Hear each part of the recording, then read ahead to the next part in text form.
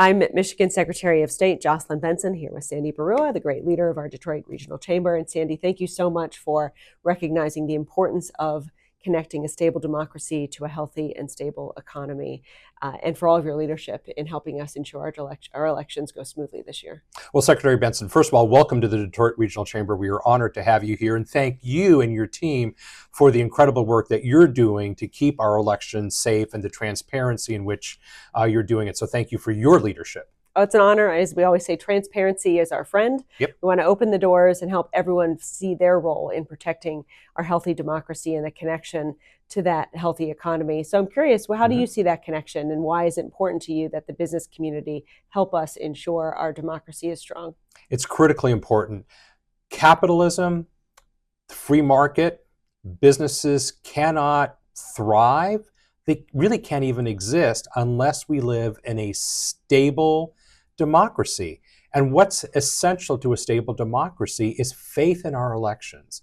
And frankly, as someone who spent a lot of my career in public service, I was really chagrined at the number of people who were questioning the fairness and the efficacy of our elections coming out of the 2020 election. And we really kind of made it one of our missions here at the Detroit Regional Chamber to support the business role in, as you say, turn the volume down, focus on facts, and just reaffirm the stability and the accuracy of our free and fair elections. Exactly, yeah. The truth and the data all shows that you can have confidence in our election, you can trust the results, and business leaders have an important role to play in stepping up and spreading that information, I've seen, and also in talking to other business leaders about what might bring more businesses to Michigan, what causes folks to stay here and not leave. It is a sense of stability, a sense that if you're going to set up shop here in Michigan, you want to know that you're going to be in a stable environment, and ensuring our democracy is stable is key to that, and ensuring citizens have faith in that stability, whether it's of your business or our government institutions, is key to making everything work. Yeah. Well, I would say two things to that. One, you're absolutely right. I mean, if you look at countries that have unstable forms of government, that their societies are unstable, well, business can't function. And we always think that, it can't happen here in the United States, it can't happen here in Michigan. Well, stranger things have happened, so, we always want to be guard against that. The other thing, and you touched on it, Madam Secretary, is the role that business leaders play today, which is new. And that is when, those of us who are a million years old, when we went to business school, there were no classes about how business leaders should talk to their employees or talk to, the public at large about public policy issues or about civic issues. It wasn't taught. In fact, we were taught the opposite: stay away from those issues. But if you look at the Edelman Trust Index, business leaders are kind of at the top, certainly higher than government officials, the media, right?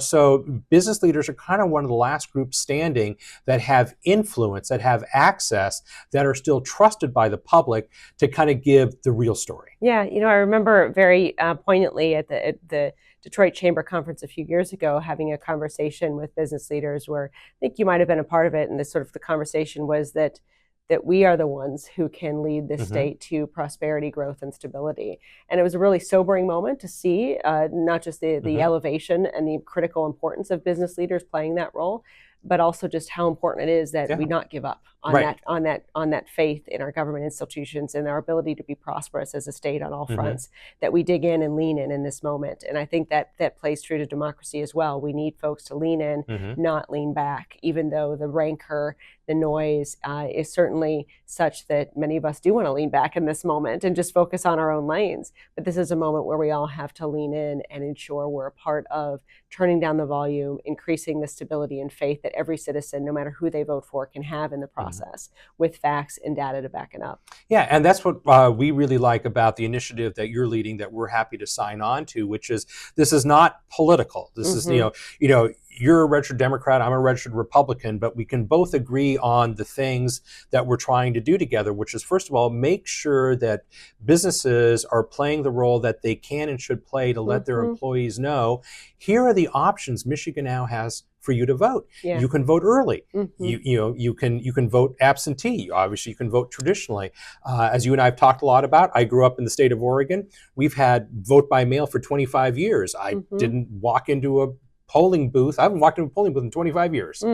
Yeah, you just get your ballot mailed to you, and you return it at your convenience. And I tell you, it is so much easier, and so you fill out a much better ballot when you have time and you're sitting with a coffee cup, and you can yell to your wife in the next room. It's like going, "How are we voting on Prop X?" Or do research, or say, "I haven't heard that name before. Let me look into who that is." You got your iPad right there with you. Yeah. I mean, the only risk is that you get a coffee ring on your ballot. Yeah, and don't do that. If you spoil your ballot, we'll get you a new one, and then we'll discard the old one.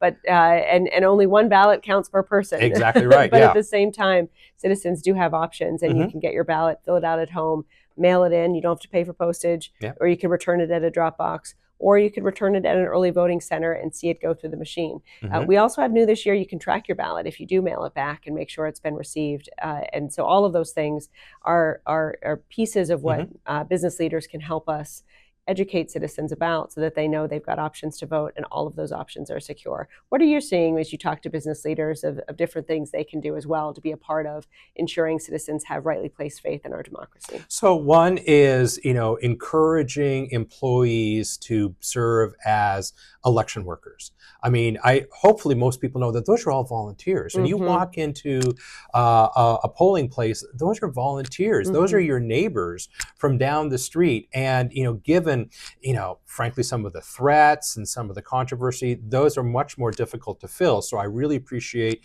you highlighting that. We're happy to help highlight that too, and encourage businesses to tell their employees, hey, either use some of your PTO, or, we'll give you the day off, whatever works for that business, but encourage people to do that. Because as you said, the transparency really kind of changes, how people, see the process, and it just radically increases their faith in how our votes are counted.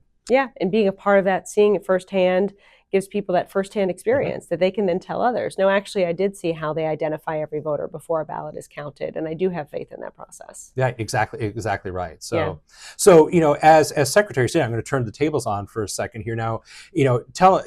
Are you going across the state talking? What are you all doing? What are you and your team doing to kind of get the word out?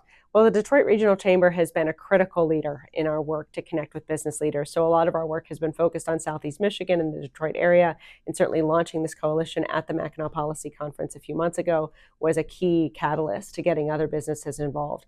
We're now taking it statewide to Grand Rapids and Traverse City, meeting with business leaders all across the state to encourage them, whether they run a small business, large business, new business, to be a part of protecting and ensuring citizens have faith in our democracy in this moment. So we invite everyone to get involved with this initiative and to join, and hopefully other local chambers as well, join with the Detroit Chamber to ensure we're all doing our part to ensure we've got a healthy and stable democracy, and knowing how that leads to a healthy and stable economy.